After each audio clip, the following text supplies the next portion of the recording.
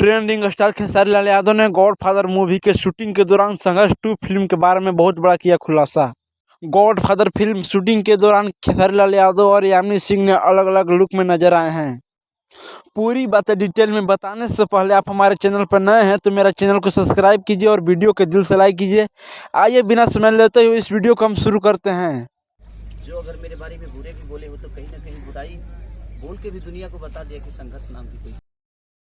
Godfather movie shooting के दौरान trending star Khesari Lal Yadav ने खुलकर बता दिया है कि दुनिया का सबसे बड़ा महंगा फिल्म संघर्ष 2 है। संघर्ष 2 के बारे में खेसारी लाल यादव ने बहुत ही जबरदस्त बयान दिया है। संघर्ष 2 फिल्म का टीजर देखते ही भोजपुरी इंडस्ट्री में खलबली मच गई है। साथ साथ अभी बताया जा रहा है कि गॉडफादर भी इस मूवी से कम नहीं है। खेसारी लाल यादव ने खुलकर बता दिया है कि दुनिया का सबसे बड़ा महंगा मूवी संघर्ष 2 मूवी है। तो आपको क्या लगता है, संघर्ष 2 मूवी सबसे महंगा मूवी है या नहीं? कमेंट में यस या नो जरूर बताएं। धन्यवाद।